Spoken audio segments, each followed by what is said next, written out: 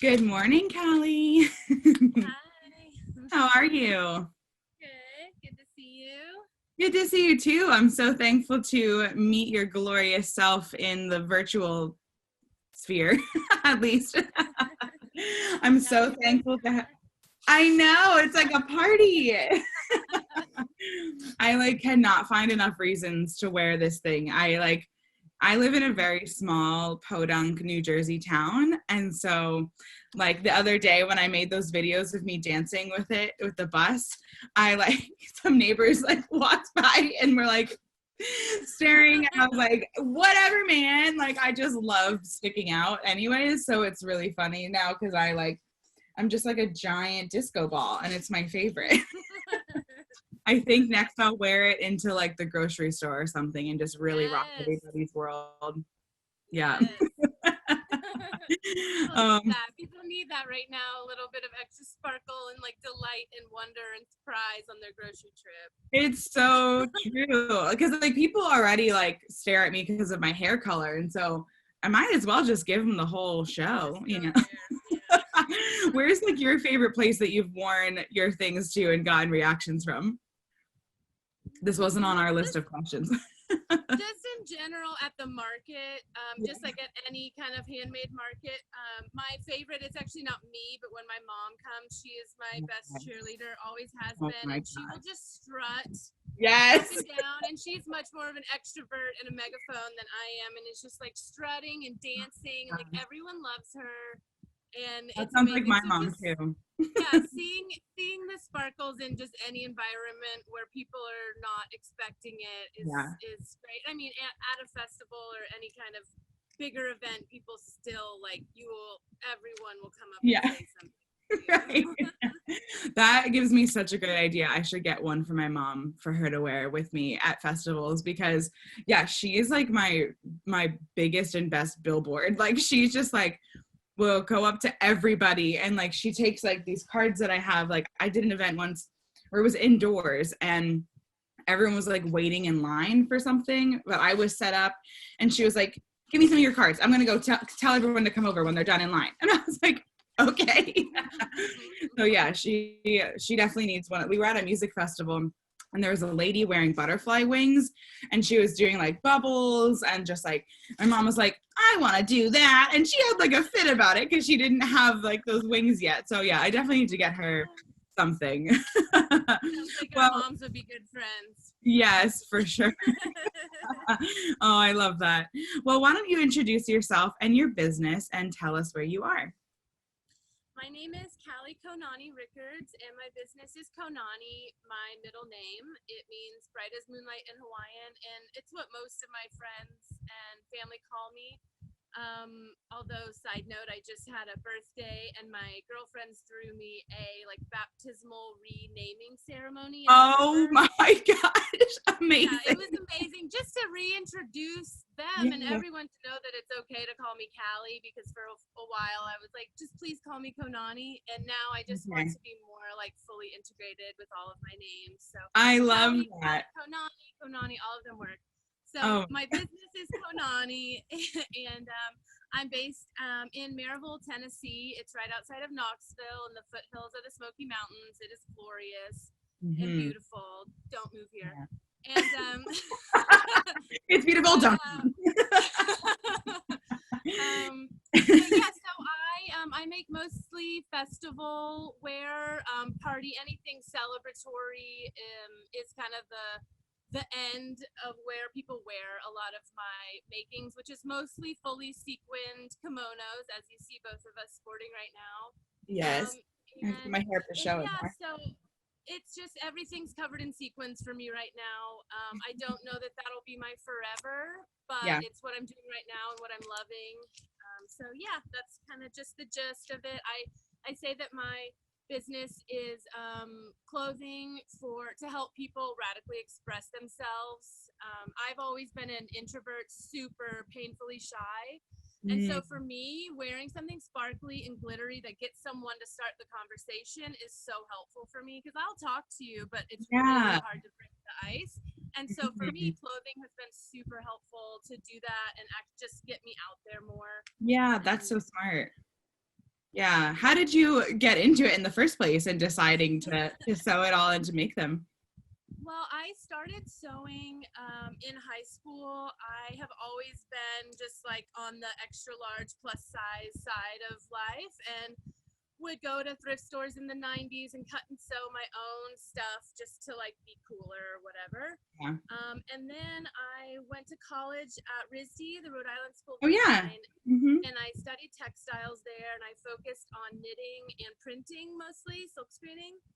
And I worked in the fashion industry for a while, designing sweaters and accessories at Free People and Oh, cool. um, some other smaller designers. And I also worked for fine artists and things like that. But Yeah. Yeah, so just studying textiles is just how I got into clothing making. I did not study fashion design. I studied textiles, which some people don't understand. There is a big difference. So Hmm. I've been teaching myself pattern making and how to make the clothing, but the textiles obviously what is most important in my designs, and I really try Yeah. to just let the fabric sing and do what it's meant to do. Yeah, so this whole new sequin road that I'm on is just inspired by finding this fabric and just feeling super inspired by it. Yeah. So yeah, I was educated in textiles, and then the textile that I found, this sequin, has inspired me to make these garments that are just like big, flowing, Yes. amazing showpieces. Yeah. I love that. Now, so it comes as its own fabric, or do you like put on, because I was under the impression I thought like you sewed on each individual thing. No, Tell I run into people that think that at the market, it's like there would be another zero at the end of Yeah, the that's I exactly just what put I them would all on think. there. So my process is more Yeah. about removing the sequins Hmm. and joining the seams. Yeah. It's still a super hand labor Oh intensive yeah, process. of I've course. spoken with small manufacturers, and they're just like, no one will help you with this project. Like no one's gonna sit around and pick little sequins out. So You're like, it's all okay, and on me. that's why you're not just like a clothing maker. Like you're an artist doing this because it's so painstakingly tedious. Yeah. Exactly. I've started to make kind of put saying like speaking of being an artist, trying to put like images into this work. I'll grab a tiny example right here to Yeah, go show you ahead. kind of more of Yeah, the please do. Hmm. We can look at all the beautiful things behind you now. it's not finished, but I started it like right before Halloween, but like wanting to do Oh, more like images. yes, so fun. It's basically like quilting. Yeah, right. But with sequins, that's such a fun Kind of idea. insane process, Right. but I love the idea of kind of bringing more graphics in and stuff Yeah, like that. that's so fun. I love that because it's like it really can show people like you started out with an insanely unique idea to begin with, but just in the process of doing it, you kind of like get your creative juices flowing and like find out like, oh, I could do this with it instead. And like, I come across those kinds of like sparked ideas all the time of like doing something typical. And then you're like, wait a minute, I could like throw this into it. Then it's like completely uniquely yours. And maybe there's someone out there doing it as well, but like it's still your designs. It's still like completely yours. So I love that. That's so exciting. Oh, they're so pretty. I need so many more. This is just the beginning, I think. So, what is your favorite part about owning your business? I'm sure there's a lot to it, but if you could narrow them down, what's some of your favorite things? I think for me in general, just I feel like I have my life back. I can do what I need to do when I need to do it, and that is just so valuable. If I need to get to work at 7 a.m., I can. If I need to get to work at 11 a.m., I can. So just having that freedom to have my own schedule. Oh, I'm going to take Thursday off and go on a hike. Like I can do Yeah, that whenever I want to. Yeah, right. so that's my favorite part about it. I think other than that, just being able to actually do what I am creatively called to do. Instead of working towards someone else's dream or vision, I can see my Yeah, own, and that does so much for us energetically to totally. actually be spending our time and our energy, mental, physically, on what our mind and heart is being called to make versus doing Yeah. something for someone else, and then that can just be an awful Yes. spiral I'm sure most of us have been in before. Yeah. So yeah, but for me, luckily, like having that being said, I have worked for I still have a job with a company where I design for them, but it's like on call. Oh, And, nice. and my boss there is so like he's the one that pushed me to like go Oh, and do like cool. go to the wholesale trade show, take time off work, and so I'm super grateful for that support. It's Yeah. just been incredible, and is the stability that I needed to actually take this big step on my own. I could survive on just my business. I mean, this year's going to be tough with the Yeah. pandemic and everything going on. So I'm extra grateful to have that as backup. Right. But Yeah. yeah. Yeah. I think that the note of working towards someone else's dream, that was a main theme of my life that I went through. I was working at a small museum that had like an arts program in it, as well as like 15 other things. They didn't really know what they were focusing on, but it's a very old museum in our area, and I was their studio art coordinator, and I had like a part-time job with them. I had my own office, but like the pay was crap, and like I just like had a breaking point one day because I like had done a lot of work too to build up the program, and then they said like, you know, we're not going to be able to follow this through. And I was like, what am I doing? Like, why am I here? You know, like it was so hard for me to like, yeah, to hear that like all your work was for naught basically. And it, you know, it's, I'm a team player, but when like your efforts are not insanely like important to them in the same way that they would be if you're running your own business, I had that same exact mantra in line of like, why am I putting my efforts into this vision when I have my own that I like need to make happen right now, you know? So I completely understand. And I think that it is scary. We've talked a lot in these interviews with people about taking that step and that leap. So having someone like your boss help push you there is so amazing. And, you know, if someone has that person in their life, like listen to them, like take them up on their encouragement, you know, but if you don't, then you got to kind of find it within yourself. But I guarantee that there are people within the maker community that will be your cheerleaders for you. Yeah. One thing that I love so much about your business is just your beautiful photographs that you take of your beautiful models. Everyone is like so cool and so like, you know, body positive, size inclusive, like all of that good stuff. Because I'm the same way. I've always grown up on the bigger side of being a human, and it's only until like being now in my 20s where brands are finally like, no, like you can look the way that you look and it's okay, and you can wear beautiful things still and not just cover yourself. So like I'm all about that, and I love just people feeling good with their bodies and feeling happy, and just wearing things that amplify them is just like so exciting. Yeah, representation is super important, and you know, most of the models that I use just have like real bodies. Like I don't Yeah, even think they technically wear plus size clothing, right, but right. through the fashion lens, they are, which Yeah, is which is just so bananas. strange. I And know. reading about like what the average U.S. woman's size is, which I think nowadays is 16. I think it used to be 14. Yeah, And it's like that's considered plus size. That's the majority of women. Like, why are we all focused? You know, it's just what's been laid out before us as yeah, some prize or whatever, I know. I which I know. just have no interest in entertaining at this point. I think Yeah, everyone should be represented. You can be yeah, very, very thin. You can be large. Whatever right. physical way that you show up. Like I want to make a point to offer the joy that these garments bring. Please Yeah. let me like bring that into your life. Yeah, I love that. Oh, that could make me cry. That's so good. It's just so important. And because I think it's important for like, you know, like kids to see. Like I got a jumper The one I was wearing in the picture. Oh no, I wasn't wearing this. Never mind. I was wearing a jumper that I just got from a company called Big Bud Press, and they're size inclusive. And I wore it to my friend's house, and her son, and the one I got was like a little bit bigger on me too, but he was like, he's 4.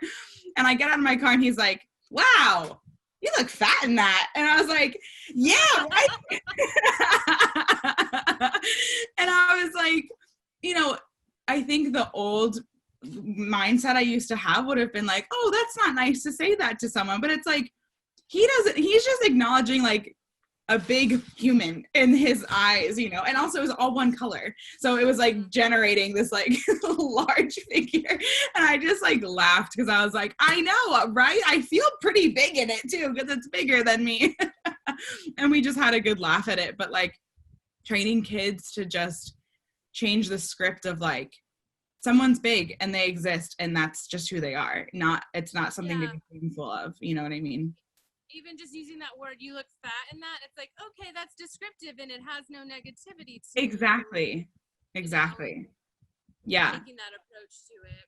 Right. There's a comedian I love so much, Nicole Byer. I don't know if you know her or have heard of her, but she talks a lot about that, like in her podcasts, and, you know, because she describes people as fat and like they're fat people, because she does that, the whole like dissecting of it. It's like, that's just a descriptor. Like we've made it this negative thing. It's like people have fat no matter how big you are. And so it needs to just not be a completely negative thing anymore. It's crazy. So anyways, tangent. So what advice do you have to share with people for starting your own business, to doing something in the fashion sphere, to whatever you feel like you have expertise on? Can you share some of that? I think my biggest lesson in starting my own business, because I started my Etsy shop in 2007. And at that point, Etsy. yeah, exactly. Everything I was selling at that point was one of a kind. I would just follow my creative whim wherever it took me. Yeah. And then, but the thing that I learned by doing that was, for me to have a business, I need to be selling something that I can make the same thing over and over and over again. Mm-hmm. On the sheer fact that it takes so long to list and photograph and describe, like there's so much time. And if I had to do that every single time, that's so many hours going into each piece. Yeah. So for me, my biggest lesson in the beginning was finding something that works, that satisfies me creatively, that I want to make over and over again, that lots of people are interested in. And just doing that in a way that I'm evolving, you know, I get more colors and new fabrics, but in general, my bell sleeve kimono, like the one that you have, is the shape that I keep making over and over again in different ways. So I think finding the thing that works for you, and then figure out a way that works for you sales wise, that you can sell, that people want, and then figuring out a way to make that over and over and over again in slight different variations. So just find the thing that works and really go deep into that instead of broad and shallow, which is like how I started with all these single, one-of-a-kind garments and pieces. I think that's my number one thing that I've learned. But also in general, last year was the first year I started like an LLC and a business, and I recently met with someone, and she was like, you don't need to be having an LLC, like you're paying so much money to be doing this, that, and the other, you could just be doing it like this. So getting advice from a professional, you know, accountant, CPA, whoever it is, in the beginning, because I have spent and wasted a lot of money I didn't need to be spending, because I thought I was doing everything above board and getting my business license and all this stuff, which in Tennessee, we don't even have to have all that stuff. Really? Oh my gosh, that's amazing. See, Jersey, you have to have everything. Just find out. With that kind of stuff, but I'm a transplant to here, and so I just was doing everything the way I thought it needed to be done. And so seeking professional help when it comes to the like black and white tax and all that kind of stuff. That's my biggest anxiety is just preparing my taxes and doing all of that. Yep, Um, I know. yeah, so those are my two things that I would say to focus on the most. You know, find the things that you can go deep into in your category that people will want to buy over and over, and Yeah, then also just like having your like black and white ducks in a row. You know. yeah, yeah. That's great advice. No, that's super helpful. I think I'm going through those same struggles with my business of like, I have like seasons of products that sell well at different times of the year, and like navigating what those specific things are has been helpful to like ground myself of like, okay, I don't have to be coming up with a million new things all the time. I can do it for myself, but like if it's for the business, I really should stick to like pet portraits for the winter time and, for the holiday season. And then, you know, like parties for outside. It's hard though when you're a creative person because you have so many ideas, but honing it down to like what will people continuously buy, yeah, is super important. So yeah, take and that might take time for everyone. Like that's advice we can give, but I think everyone still has to go through the depths of like trudging through and figuring that out for It themselves. took me about 10 years. Yeah. Like I'm not Right. gonna lie there. I've been Yeah. making clothing this whole time, but I've never been fully supported by it. And now I found the thing that makes sense for me. So it takes time to like have that happy Venn diagram of like what satisfies your creative Yeah. soul and what pays your rent and your bills. Yep, exactly. I know. And it those like feel like super like my mind like visually just went to like so many big circles of like big topics like that, like pays the rent, creatively makes you happy. And I guess those are the main two, you're right. But like finding what's within that can feel like you're shooting like into the dark sometimes. But you'll find it. Everyone will find it. And it'll be something like for me, like my pet portraits came from someone just asking for one. And I was like, sure, I'll try that. I went to art school. I should be able to paint a dog. And then I posted it on Instagram, and like within a month, I had almost 200 orders. So it was like such a crazy, like you can't expect. And that's something I really try to share with people is like, hustle your ass off, but be ready for the universe to just like shower you with surprises. It's so fun to experience and figure out, but can be frustrating, especially if you spend so much time and energy into other things. But once you find that thing, it's so rewarding. It's the best. So how have you had to pivot during these times? Has it affected you at all with your business? I don't know what cases were like down in Tennessee, but can you share what life's been like for you recently? Yeah, it's been overwhelming and desolate all at the same time. Yeah. Um, Yeah. I thankfully the design job that I do, um, you know, before everyone was forced into staying home and all that was just set everyone in place to stay home. If anyone in your family's like sick, don't come in. You're still gonna get paid. Yeah. Like just having that just that support and family and understanding like that Yeah. comes in that place. So I was very, very nervous in the beginning because my Etsy turned to crickets overnight. Mm. And once my boss, guaranteed me a certain amount of days every week, then I knew I could at least pay my bills and stuff like that. And slowly, it seems like as people started getting their stimulus checks, like I had some trickles of sales. I don't know if that's what did it or if it was just coincidence. Yeah. And usually, earlier when all this kind of started, was my slower time. But things for me generally in the summer are just cranking along so Yeah. like I don't even have time to water my garden sometimes.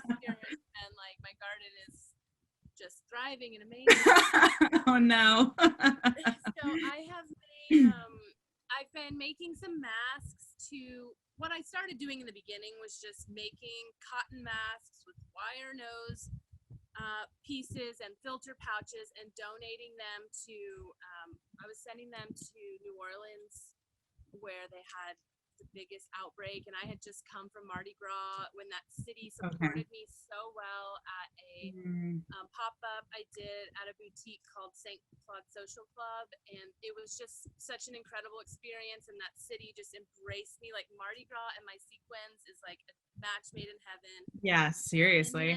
And then getting home to Tennessee and you know, the whole pandemic thing, and then seeing that everyone in New Orleans was hit, like it was, you know, one of the epicenters in our country. I just felt really called to send things there, especially because in Knoxville we did not have that many cases, and it's been pretty low here.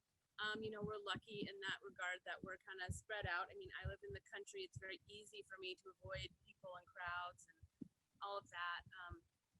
Yeah. So yeah, I guess just pivoting. At first I was just donating, and I had a lot of anger and rage about the whole situation. If you know any mask makers, I'm sure you've heard them just vent about, you know, it felt like, okay, like we're just gonna be working and slaving away for hours just to try and help. I shouldn't say just to try and help, but to try and save lives, and no one else is really stepping up here. Like the big government people aren't stepping in quick enough. And it was very, very frustrating, and it weighed really heavy on me. I would just be like, it was not good. But I kept doing it, and after a certain point I just had to stop because it wasn't good for me, and I felt terrible.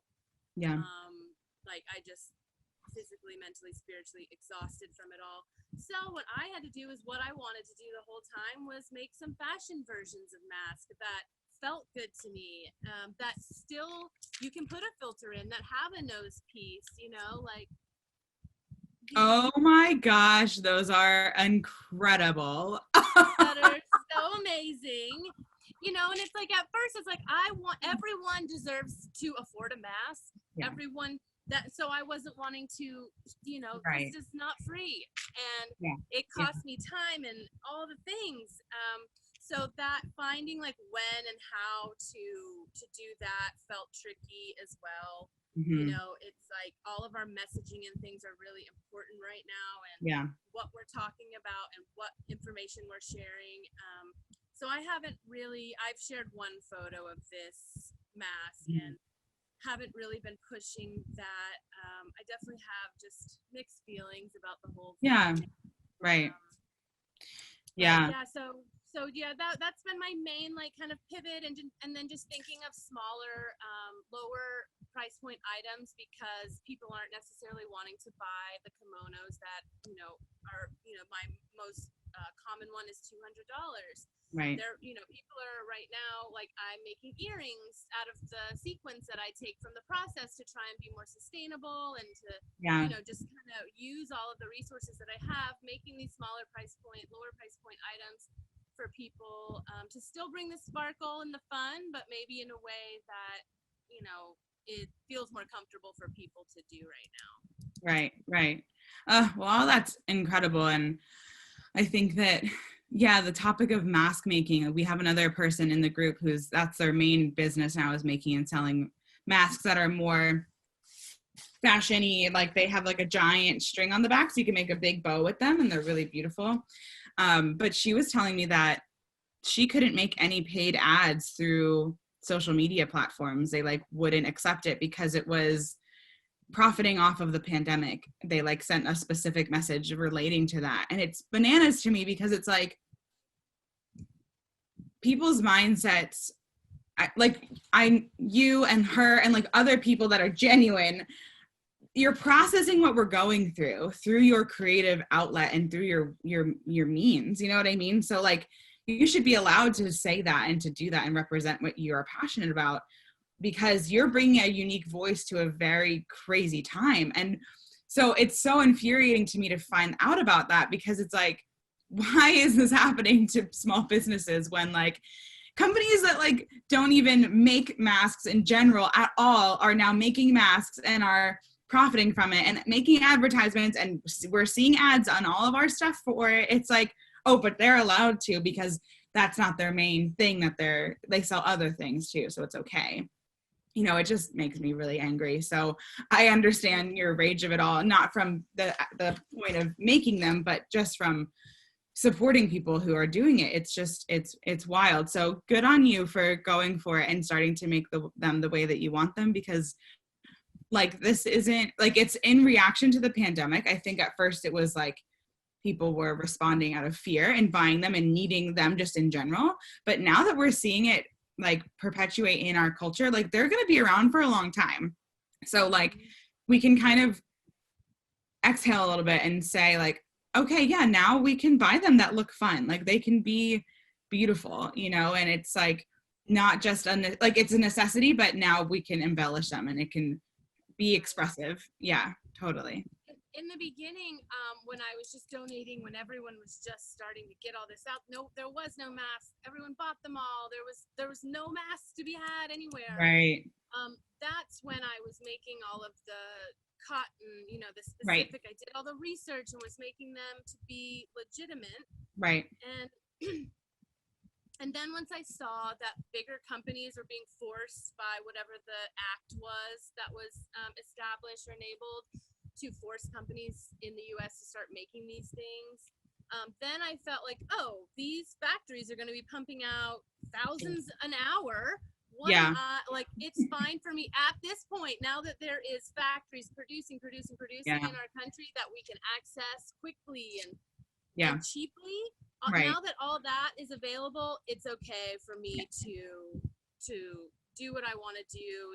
And it's like bringing this bit of joy into this shape, in this accessory that has a lot. It's loaded. Some people hate them. Some people hate them and still wear them.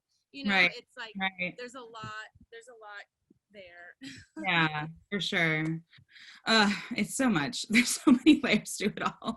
It's crazy, but I feel that it's just important for you and other makers and other creatives to continue to do what it feels good to you and to put things out there, because your right market will come and find you. And I say that to people all the time, because people are like, oh, I don't know if anyone's going to buy it. It's like, no, they're going to buy, they'll come, they will come. You build it, they will come, and they'll be your people, you know? And like, I saw the first embellished one ever. I don't know if you know her. If you don't, you should look her up. Ashley Longshore, the artist. Have you heard of her? Oh, girl, she is kindred to you. I'll send you the link to her profile. She's actually down in New Orleans, and she just made a video of her wearing this like insanely embellished mask. It probably had like Swarovski crystals on it. Like, she's like the most.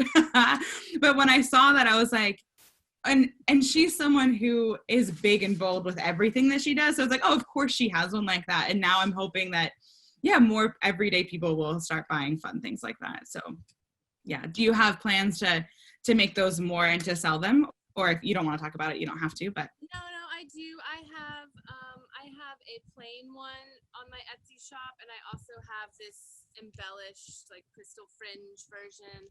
And I just started making the reversible sequin masks as well. I just sent some off to a photo shoot that's happening in Milan. I sell on a website called Festivalia. Oh, cool. And so I sent some of my newest masks to them. I haven't even photographed them. I just, which is silly. Yeah. I can make more. Yeah. There will be more masks, even sequin ones that don't have the dingle dangle if you're not into all that. Yeah. Cool. But yeah, they're on my Etsy site. Sweet. Oh, so exciting. So how can people best support you now? What are some things that you feel like you need or feel like you want to shed a light on, even if it's not your own shop? I think for me, just super focusing only on myself right now, the best thing that you can do is go to my Etsy shop, like it, share it, find something there.